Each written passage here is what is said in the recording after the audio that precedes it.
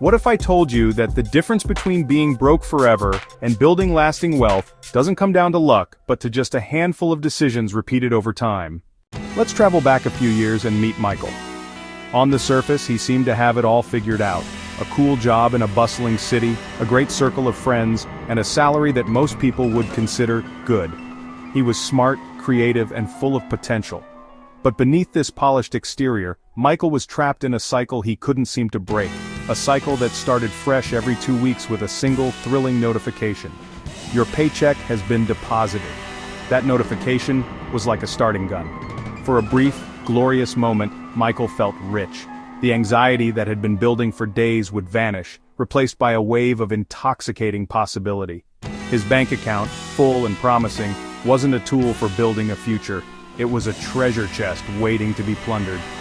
The temptations were everywhere. A quick scroll through his social media feed was a minefield of desire. Influencers unboxing the latest smartphone made his own feel obsolete. And then, there was the social pressure. The group chat would light up with plans for expensive dinners or spontaneous weekend getaways. The fear of missing out was more powerful than any budget, so he'd type, "I'm in," pushing down the quiet voice that whispered, "Can you really afford this?" Michael wasn't just being reckless. In his mind, he was rewarding himself. "I work hard," he'd reason. "I deserve to enjoy my life." This treat-yourself mentality became his go-to justification. A tough week at the office called for a new video game. A project milestone was celebrated with a shopping spree. These small rewards provided a temporary high, a fleeting sense of control and success. He was spending his future happiness on a few moments of present pleasure, but he didn't see it that way. He saw it as living life to the fullest. But the high never lasted. As the month wore on, the feeling of abundance would curdle into a familiar, creeping dread. He'd start avoiding his banking app, afraid to confront the dwindling numbers. The final week before the next paycheck was always a tightrope walk of anxiety, and then, inevitably, a small crisis would strike. A flat tire, a surprise vet bill. These weren't major catastrophes, but without any savings to fall back on, they felt like emergencies. He'd be forced to put it on a credit card, adding another layer to his growing mountain of debt. Here was Michael's fundamental misunderstanding. He was convinced his problem was income, not habits. He spent hours dreaming of a six-figure salary. "If I just got that promotion," he'd tell himself, "then I'd finally be able to save. Then I'd get serious about my finances." He was obsessed with the idea of getting a bigger shovel, completely ignoring the fact that his bucket was riddled with holes. He believed that wealth was something that happened to you when you earned more money, not something you actively built through discipline and intention, no matter your income. He was working harder and harder just to stay in the same place, running on a financial hamster wheel and getting tired. He was living for the weekend, for the next purchase, for the temporary thrill, all while his future slipped further and further away. Something had to change. But then came the Tuesday that changed everything. It started like any other day, with the comforting aroma of roasted coffee beans and the low hum of conversation at his favorite cafe. Michael was feeling good, sipping his $5 latte, scrolling through his phone, comfortably numb in his routine. That's when his coworker, a quiet and unassuming guy named David, sat down across from him. David was one of those people you barely notice at the office. Always polite, never flashy. But today there was a new light in his eyes. "Michael, you won't believe this," he said, his voice a mix of disbelief and pure joy. He slid his phone across the table. Michael expected to see a vacation photo or a funny meme. Instead, he saw a picture of a charming little house with a bright red "Sold" sign planted firmly in the front yard. I did it!" David stammered, a huge grin spreading across his face. "I finally bought my first rental property." The words hit Michael like a physical blow. He knew for a fact that David earned at least 20% less than he did. How was this possible? The latte suddenly tasted bitter. The comfortable cafe felt like a courtroom where his own financial irresponsibility was on trial. "How?" Michael managed to ask. David just shrugged. "Slow and steady," he said. "Just put a little away every single paycheck. It wasn't much at first, but it grew." As David spoke, a painful montage flashed through Michael's mind.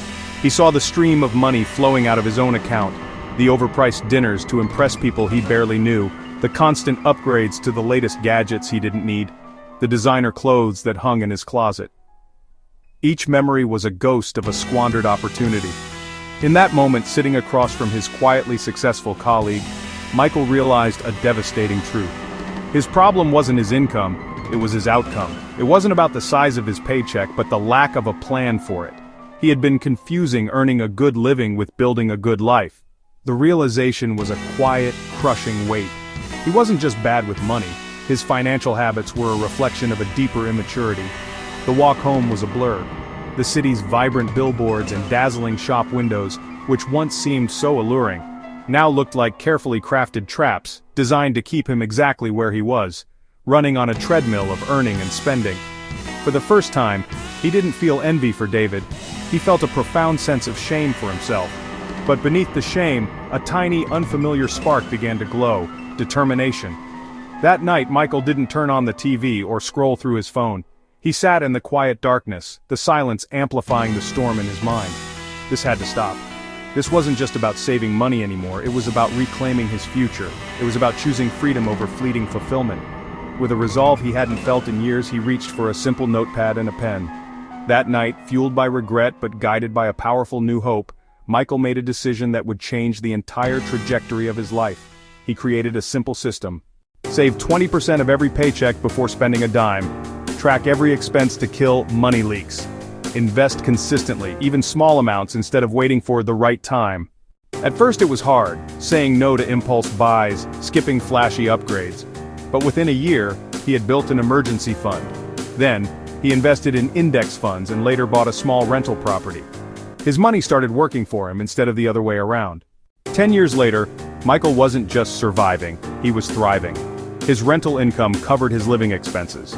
His investments grew steadily, and the same friends who once teased him for being too frugal were now asking him for financial advice. For the longest time, Michael believed wealth was a lightning strike, a winning lottery ticket, a stock tip from a mysterious stranger, a sudden inheritance. He spent his days at a job that paid the bills but starved his soul, and his nights scrolling through images of lives he wished he could afford. He saw money not as a resource, but as a barrier, an insurmountable wall between the life he had and the one he desperately wanted. He was convinced that the wealthy had a secret, a shortcut he just hadn't found yet. He looked at his friend Alex, with his new car and designer clothes, and felt a familiar pang of envy. Alex had clearly found the shortcut, or so Michael thought.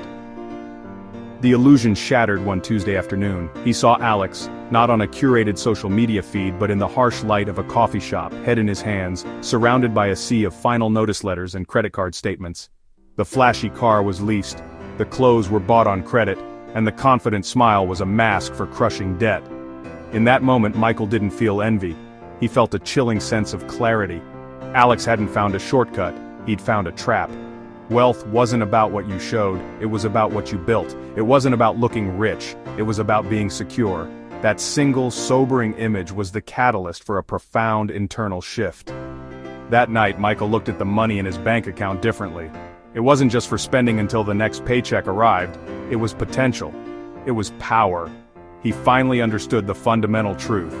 Money is a tool, not a toy. A toy is for temporary amusement.